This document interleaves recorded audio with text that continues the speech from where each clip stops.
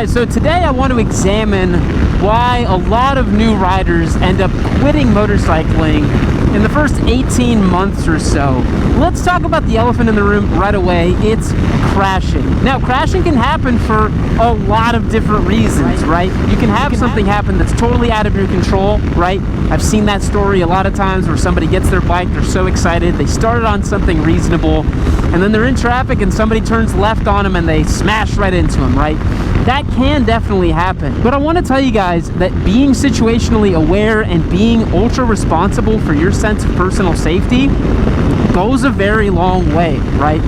It's interesting because the longer I ride, it seems like the fewer and fewer close calls that I have. It seems like the more time I spend, you know, riding around, it's like I have fewer and fewer close calls. So I think newer riders could certainly do a better job of being situationally aware for those kind of quote-unquote acts of God. But truthfully, those are very rare. The crashes I see most often from newer riders are they bought an improperly sized motorcycle for them, whether that is displacement or size. You know, a lot of older guys tend to go for like a big BMW GS or Harley Cruiser, this 900-pound thing, and it's just not a good idea if you don't have any riding skills yet.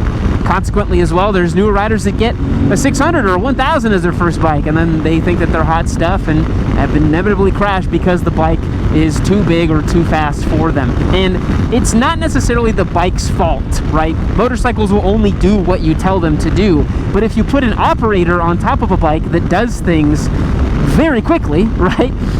A 600 or 1000 accelerates to very, very fast speeds very, very quickly, such that a newer motorcyclist doesn't have the acumen or the skill sets to properly control that machine. They're probably going to crash more as well. And so that's another reason why a lot of new riders quit in this sport. They get into a crash and they say, I don't want to do this anymore, it's too crazy. And so I think it's so important that in those first 18 months, right, if you have a spill, if you have a crash, which the other super common one is you're riding on a beautiful twisty road like this and you lose control, you low side the machine, right? That's something that can happen as well. You can have a situation where you come across a tight corner like this one, add too much gas, slide the rear tire, come in too hot, you know, whatever, slide the front and crash. And that happens a lot with newer riders. But I would say, hopefully, if you have a crash in your first 18 months of riding, I hope that it's a small one, such that you can get back on the bike. Look, everybody tells you this, and I really do think it's true. It's not a matter of if, it's when. Every single motorcyclist I know that has a ton of experience and has been riding for a very long time has at least 1, 2, maybe sometimes even 3 street-related crashes. It simply just happens. And I hope that when it happens to you, it's in a controlled situation. Maybe you do it at the track. Maybe you do it on a twisty road where you just low side and it's no big deal. It's really tough if you end up hitting another object, hitting a car. So that's why I've always said to you guys, pick your moments, right? Don't go out and ride crazy in traffic and in intersections, because that's just increasing your risk. There's more variables.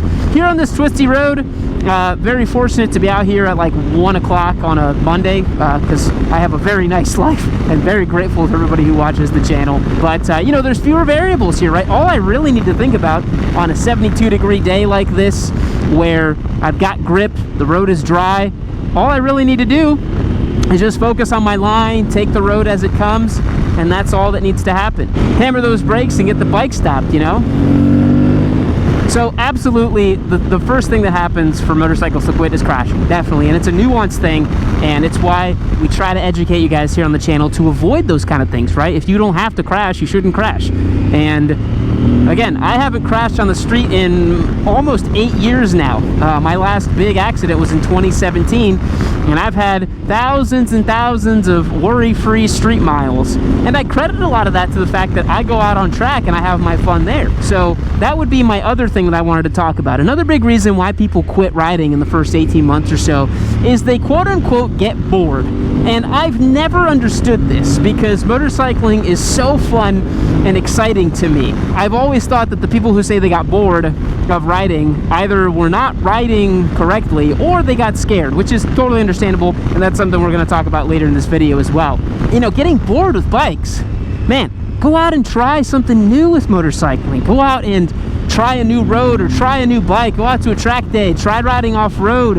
There's so much to enjoy with motorcycling that I feel like it's a bottomless pit of fun and excitement. There's always something fun to do with motorcycling, at least to me. But that is another big reason I hear that people quit. They're like, oh, I got bored of it, or they progress through the power ladder like way too fast and then just feel like they've conquered the mountain. But if you actually understand motorcycle riding, you'll realize you can never fully conquer the mountain, because there's always somebody faster or better than you. And that's really the fun of it, is finding those people. And at least for me, going on track, doing battle against them, racing them, figuring out how you can be better, I think that's a lot of fun. In talking about that as well, the other thing I see, people who say they got bored of riding, is people who only ever ride alone, you know? I'm a big advocate of riding alone. I think it's very zen. I really enjoy it. I really like coming out and just doing my thing, riding my ride, you know? But at the same time, I think motorcycling is such an easy social thing to do. There's bike nights, there's group rides, there's track days. There's such a great community around motorcycling, and I really think that you know, you can absolutely find your people in motorcycling. You can absolutely go out there and find your people, have some fun, and you don't have to be lonely with it. If you only ride by yourself, you may end up wanting to quit because you're like, well, I'm not seeing other people, this is kind of boring, you know? But then you really could come back to it when you have more friends with it and be like, oh, this is actually a lot of fun to ride with other people and to really enjoy it in that way. But again, my split personally is probably like 80-20. I ride by myself 80% of the time, and then 20% of the time I ride with other people on track or on road, or, you know, goofing off, doing a big trip or something like that. But yeah, I normally ride alone. Another reason I see that people quit riding motorcycles is the cost, right? Some people get into this hobby without fully understanding how expensive it really is, and it can get very expensive very fast. We did a whole video about how to financially ruin yourself with motorcycling, where I showed you guys that if you make bad decisions, you can absolutely end up in a pretty big pickle financially when it comes to motorcycling. And so I think for a lot of people, they might get their, you know, very fancy new super sport bike, and they didn't check the insurance quote before getting it, and then they have sticker shock. They're like, oh my god, this is so expensive to run and maintain this machine, you know? And ultimately get out of the hobby because they're like, dude, I don't want to keep paying for this, right? And there's a combination of those factors, right? I could see a rider who, you know, upgrades too early to a super expensive bike. It's, you know, really hurting their wallet. They have a low side spill with it. They're getting kind of bored of it, and then they just get out of it, right? The point for me with Yami Noob is to get people on motorcycles and to allow them to continue riding. I want to see lifelong motorcyclists. The whole mission of this channel is simply to get people excited about motorcycles. And I think we've done a good job, but I haven't quite figured out how to get people continuously involved and become lifelong motorcyclists and have this become something that they want to do for the long term. I've heard lots of stories of people who used to ride and then they come back to it and all those sorts of things. And it's one of those things where I think it's great when people come back, but I'm kind of like, oh man, I wish you had stayed in it, right? For a lot of people, this is one that I hear a lot too, is people aren't necessarily willing to continue riding once they've had children. And that's a personal decision, right? I totally understand that that's a personal decision. You got to make the choice that's right for you. For a lot of people, the risk simply isn't worth the reward. And I get it, right? I have a young daughter myself, and sometimes I question, I'm like, man, should I really be riding on the street as much as I do? And ultimately, I feel like if I don't ride my motorcycle, I'm not the same man that I want to be. And I think for me, it's important to do the things that makes me happy, even if they are a little bit dangerous, right? I think it's really important to be in that situation and to keep yourself, you know, engaged and happy. But for a lot of people, that risk reward, you know, just becomes unbalanced after a certain point. And I totally get that, man. After some time, if you find yourself saying, man, like, I keep having close calls, this is getting kind of boring, like, I have my kids, like, I can't lose my life. I totally understand that. And that's why I think a lot of people, like myself, you know, I'd been riding bikes for almost 10 years by the time I had my daughter with my wife.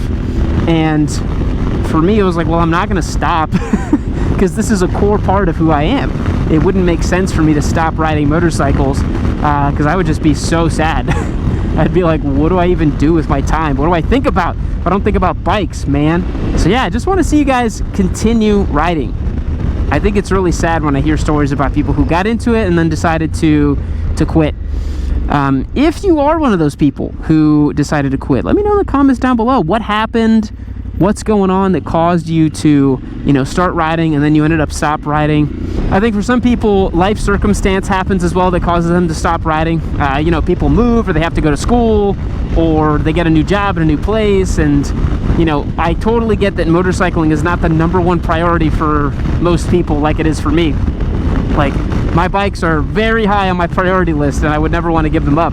But, it might be one of those things that people, they kind of think, well, like, wasn't super high on my list of priorities, and it's okay for me to go and let that go for a little bit. I don't know, maybe my brain is just broken, but I feel like once I got the taste of what motorcycling was like, I instantly knew that I always wanted to do it. I was like, oh, I have to do this always. I literally have to always do this, otherwise I'm going to be sad. This is way too much fun. Well, boys, drop me a comment down below what you think about this topic about new riders quitting. Did you ever want to quit and then you didn't? Did you persevere through a low side crash? As I mentioned, I had a really, really nasty crash in 2017 that by all accounts should have either ended my life or made me completely stop riding motorcycles. But I got back on the horse, baby. I got back on the horse and I did it better than I ever could. And that makes me really proud of myself that I didn't give up. And so I would love to hear stories about that. If you had a little spill or a crash or something happened and you got back on, I would love to hear about that, because I think it's very inspiring for all of us in the comments section. So all that being said, thanks so much for tuning in and checking out today's video. I truly do appreciate it. We will catch you in the next one. See you later. Oh, I love being here inside of the warm embryonic fluid of Valentino Rossi. Me and him just sharing foods together. Maybe he's gonna eat some pizza or some pasta here in the hills of Tavullia. But you know where else it's nice and warm and cozy is this next episode of Yami Noob. You can click on right over here. I'd love for you to watch it. But anyways, I'm gonna stay here hanging out. Me and him might go onto the track later, but I'll catch you guys later.